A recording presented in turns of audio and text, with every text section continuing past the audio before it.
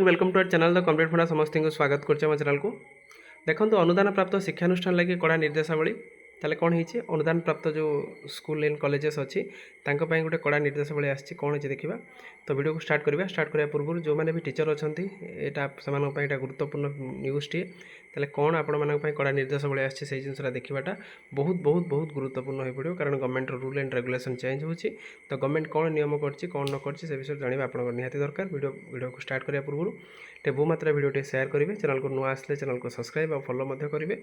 जहाँद्वारा कि परवर्त मुहूर्त में प्रत्येक अपडेट प्रत्येक इनफर्मेशन आप चैनल माध्यम जो मैंने टीचर देखुं पाइपर देखो ओडिशार समस्त अनुदान प्राप्त बेसरकारी महाविद्यालय कनिष्ठ महाविद्यालय और उच्च विद्यालय उच्च शिक्षा विभाग पक्षर अनुदान निर्धारण संबंधी एक गुरुत्वपूर्ण और कड़ा निर्देशावली जारी कौन एथिरे दर्शा जाए परिचालना कमिटी पक्षर पिछला भाव में कौन पदवी नियुक्ति तारीख नियमितकरण किंबा अनुमोदन परिवर्तन कर सरकार अनुदान दाबी करें उच्च शिक्षा विभाग सूचना अनुसार केतेक अनुदान प्राप्त शिक्षानुष्ठान परिचालना कमिटी पूर्व तारीख प्रभावी बोली दर्शाई प्रस्ताव पारित कर कर्मचारी पदवी किंबा नियुक्ति स्थिति में परिवर्तन कर अनुदान दाबी करुवा देखापी मिली यहाँ जिनसा देखापी मिली विभाग यहाँ बेआईन और सरकार अनावश्यक आर्थिक बोझ सृष्टि करुवा कार्य बोली दर्शाई यहाँ सरकार आर्थिक बजेट को अधिक प्रभावित कर निर्देशावली अनुजाई जे अनुदान प्राप्त बेसरकारी शिक्षानुष्ठान गुड़िक आदौ सरकारी अनुष्ठान नुहे ताले अनुदान प्राप्त सरकारी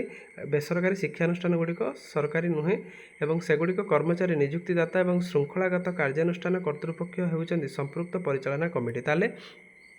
से जो टीचर बा स्टाफ मान नियुक्ति दौरान जी दौरान से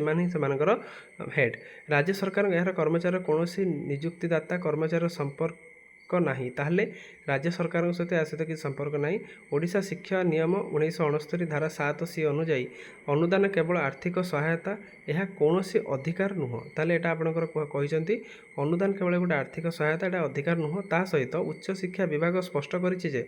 अनुदान पर योग्यता सही समय प्रचलित आईन एवं अनुदान आदेश अनुमोदन कर्मचारी संख्या एवं सेतेबेले प्रकृत रेकर्ड आधार विचार करा परवर्ती समय पारित कौन प्रस्ताव द्वारा पूर्वर अयोग्यता एवं योग्यतार परिणत कर से समय जहाँ नियम थी जहाँ टीचर थे से धर रेगुलार कर निर्देशावली एक उदाहरण दि जाए कहुए जदि कौन कर्मचारी पूर्वर पिओन भाव में कार्य करते परवर्ती समय पिछला भाव में लैब आसिस्टांट बोली घोषणा कर सरकार अनुदान दाबी करें ना ताहले जो जन पिओन भाव में कम कर लैब आसिस्टांट कर निर्धारित नियुक्तिदाता नियुक्ति तारीख में जदि अनुमोदन नियमीकरण किंबा आवश्यक योग्यता न थाए तेज पर ताहा पूरण कर अनुदान हासिल कर सुजोग रही सेमती हो पार ना शिक्षानुष्ठान परिचालना कमिटी निजस्व प्रस्ताव बुझाणा कि अन्य कौन मध्यम सरकार कौन आर्थिक बोझ लदी पारे ना बोली सरकार स्पष्ट कर